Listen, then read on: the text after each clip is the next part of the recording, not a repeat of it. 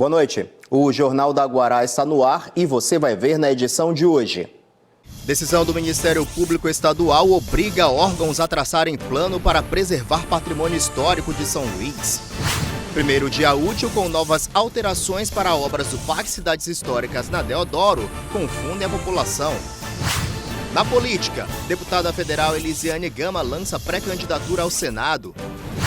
Enquanto isso, parlamentares na Câmara e na Assembleia encaram mais uma segunda-feira sem sessões no plenário. E veja ainda o que os maranhenses podem esperar dos próximos jogos da seleção, que fez sua estreia na Copa do Mundo de Futebol. Agora, no Jornal da Guará.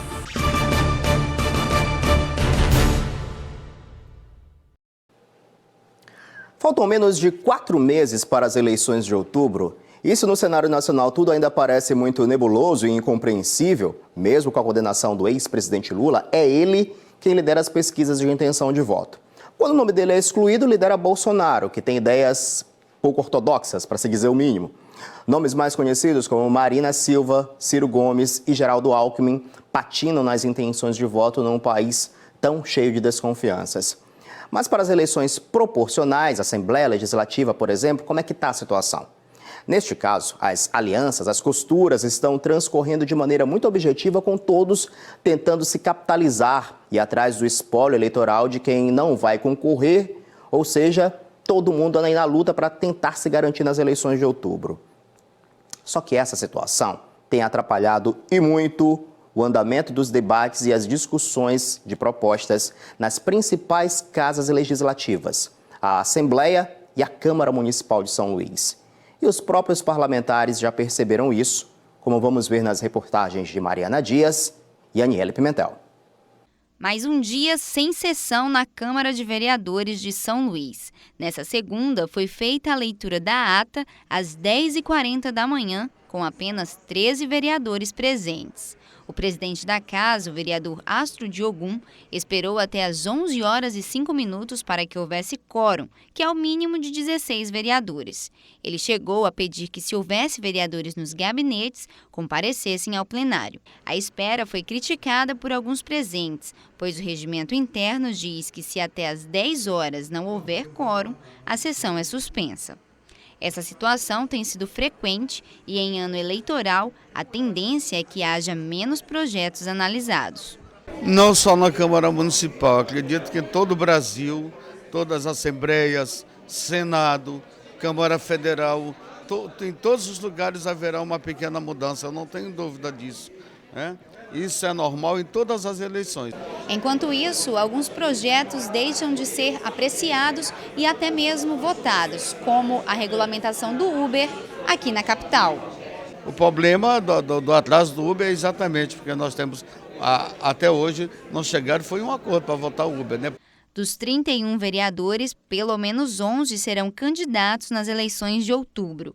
Para o cargo de deputado federal, estão previstos os vereadores Samarques, Pedro Lucas Fernandes e Pavão Filho. Vão concorrer a vagas na Assembleia Legislativa os vereadores Dr. Gutenberg, Bárbara Soeiro, Ricardo Diniz, Honorato Fernandes, Genival Alves, Estevão Aragão, Marcial Lima e Silvino Abreu. Olha, eu tenho certeza que cada um aqui sabe da sua responsabilidade. A casa tem essa consciência, nós fomos votados para representar uma cidade. Esse projeto de uma outra candidatura, cada um tem a sua responsabilidade de assumir. Eu sei que a minha, eu estou na casa, cumprindo o meu papel de vereadora.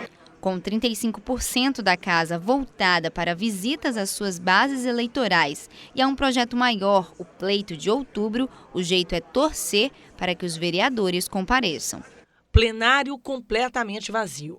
Na lista de presentes, apenas 17 deputados. No pequeno expediente, poucas inscrições, tanto que o presidente da casa, Otelino Neto, precisou suspender a sessão por 10 minutos para ver se alguém se manifestava, até que Zé Inácio, do PT, subiu ao plenário para falar de suas ações no interior do estado. Em seguida, foi a vez de Wellington do Curso, do PSDB, que apenas relatou sobre sua agenda política, assim como Fábio Braga, do Solidariedade.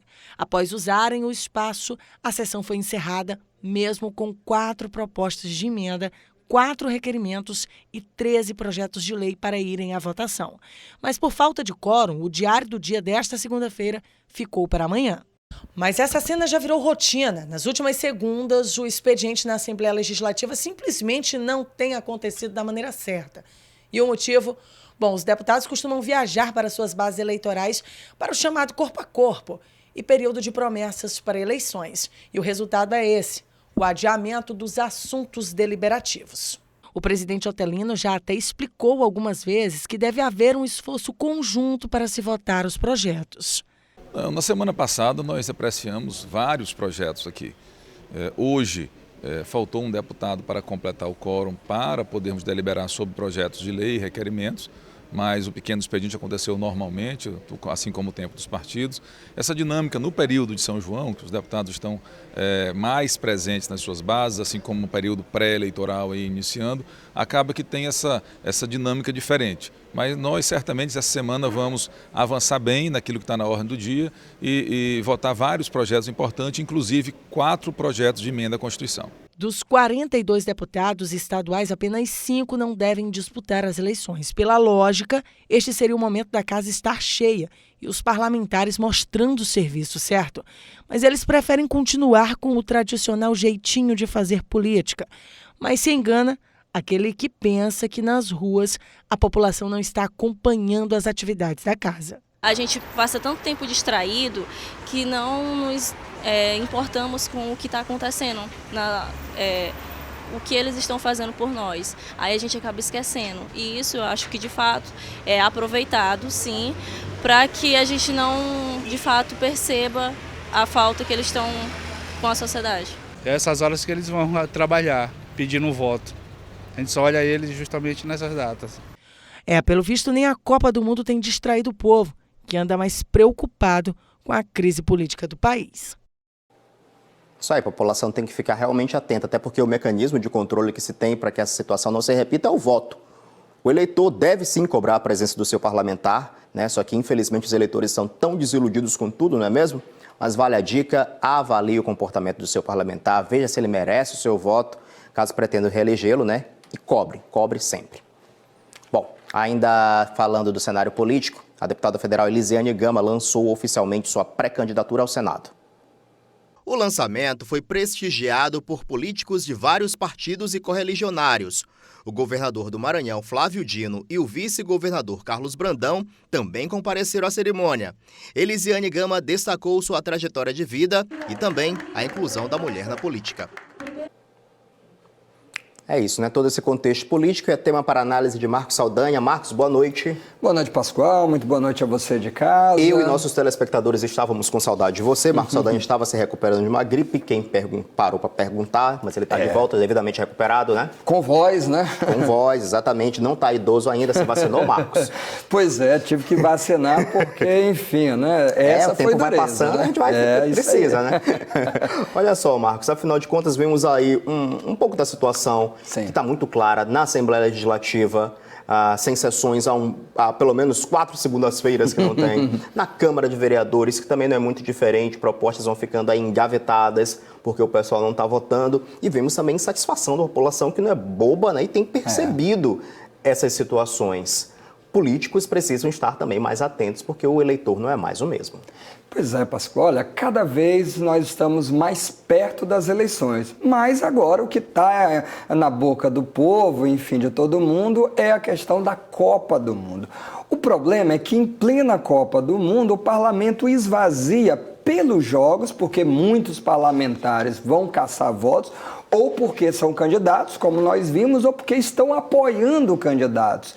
E nessa caça aos votos, claro que você vai assistir o jogo lá nas suas bases eleitorais, no telão, e fazer aquela festa e tudo mais. O problema é que cabe ao eleitor avaliar. Afinal de contas, você elege o parlamentar, seja na Câmara Municipal ou seja na Assembleia, para votar os projetos, e não para que ele use o tempo parlamentar para fazer campanha. Até porque a gente sabe que a Câmara Municipal ela trabalha trabalha basicamente 3 dias. Então, me parece que é tempo suficiente para correr terça, atrás de quarta voto. e só. Não é? Quinta, sexta, sábado, domingo, não dá para correr atrás do voto, né? Sim. No caso da Assembleia é um pouquinho diferente, mas veja só, a sessão de segunda-feira ela é à tarde, para o parlamentar que viaja desde a quinta-feira à tarde poder voltar na segunda-feira pela manhã. Então ele tem, vamos lá, ele tem quinta-feira à tarde, ele tem sexta-feira, ele tem sábado, ele tem domingo e tem a segunda pela manhã. Para voltar, descansar e trabalhar, né? Exatamente, né? Eles dizem que eles trabalham não só quando estão na Assembleia, mas também quando eles estão nas bases, nos interiores.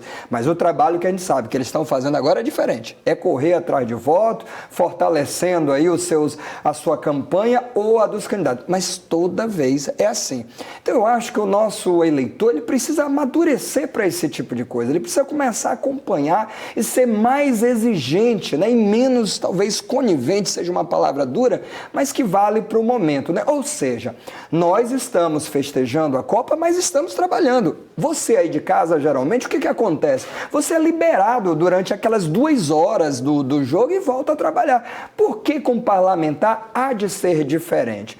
E você pode chamar atenção para ele. Sabe como? Avaliando melhor o seu voto. É você que vai reeleger o deputado estadual, não o vereador agora. Mas o deputado estadual e o deputado federal, é você que decide se ele volta para casa ou se ele volta para a Assembleia. E pode, inclusive, observar o comportamento desses vereadores que estão pleiteando aí, claro. Querem ser candidatos a alçar voos mais altos, querem ser deputados estaduais. Então, o federal, enfim, exatamente, não é? É preciso ficar atento. É isso mesmo. Porque depois, Pascoal, não adianta ficar reclamando, o instrumento que você tem é agora. A cada 4 anos você tem essa possibilidade para fazer essa mudança. Depois fica muito difícil. Falta amadurecimento político ainda para a população brasileira, não, Marcos? Falta, sobretudo, Pascoal, no que a gente chama de voto proporcional. Esse voto, ele acaba ficando, assim, muito menos estudado. A gente vê um debate, já está um debate caloroso para a majoritária, seja para governador e até para senador. Você acha que seria o caso de dissociar, separar essas eleições? Uma reforma política poderia amadurecer um pouco essa situação? Houve a discussão do voto distrital, que de repente poderia facilitar o entendimento do eleitor, mas enfim, uma reforma política é um tema polêmico, continua sendo, não se consegue esmiuçar exatamente, mas o fato é que o eleitor vai escolher este ano o presidente da República e o seu vice, governador e o seu vice, senador, que são 2 vagas, mais deputados federais, mais deputados estaduais, tempo menor de propaganda na TV, tudo isso conta. Né? Aí você vê, você escolhe um presidente, você escolhe 2 senadores, mas deputados são 42. E se a gente conversar com a população, muitos não sabem quem são e quantos são. Nem quem votou na vez passada. Pois é. E para deputado federal são 18. É muita gente querendo o seu voto. Então, esse discernimento agora, ele é importante. É isso. Obrigado, Marcos. É isso aí, vamos acompanhando. A gente está de olho, né? É nosso papel, pelo menos, chamar a atenção. Às vezes um puxão de orelha não faz mal, né? É isso. Marcos, obrigado. Boa noite. É isso, boa noite. Bacana. Economia agora. O volume de vendas do varejo restrito maranhense teve alta de 6,7% no período de um ano, entre abril de 2017 e abril de 2018, segundo dados da Nota de Comércio Varejista divulgado pelo IMESC. Na comparação com abril de 2017, o volume de vendas cresceu 1,1%. O setor abrange os segmentos de combustíveis e lubrificantes, hipermercados e supermercados, alimentos e bebidas, vestuários e calçados. Em abril, o índice do volume de vendas no varejo restrito registrou 92,9 pontos, que, descontados ajustes sazonais, significa que está 10,5% abaixo do ponto mais alto da série histórica. Que o investimento em ações é um negócio arriscado, disso todo mundo já sabe. Mas nas últimas semanas, a queda vertiginosa da Bolsa de Valores tem provado que só mesmo quem tem muito sangue frio aguenta, viu? As ações mais procuradas, né, como a de bancos, como o Bradesco, também ações da Petrobras e da Vale, registraram uma queda nesta segunda-feira, numa clara fuga de investidores. O resultado é que a Bolsa de Valores, que girava acima dos 80 mil pontos há cerca de um mês, agora está abaixo dos 70 mil. A baixa deste mês de junho já chega a quase 10%. Veja os números da economia. A Bolsa de Valores teve baixa de 1,33%, movimentação de 69.814 pontos. O dólar subiu, 0,27%, cotado a R$ 3,74. A alta do euro foi de 0,56%, fechando o dia a R$ 4,35. De hoje até o próximo dia 31 de agosto, estudantes indígenas e quilombolas que estão matriculados em universidades federais podem solicitar a inclusão no programa de Bolsa Permanência. 2.500 vagas vão ser ofertadas pelo Ministério da Educação. Para saber se você atende aos critérios de seleção, o MEC disponibilizou o endereço eletrônico que já está aparecendo aqui embaixo na tela e lá todas as dúvidas e informações podem ser consultadas.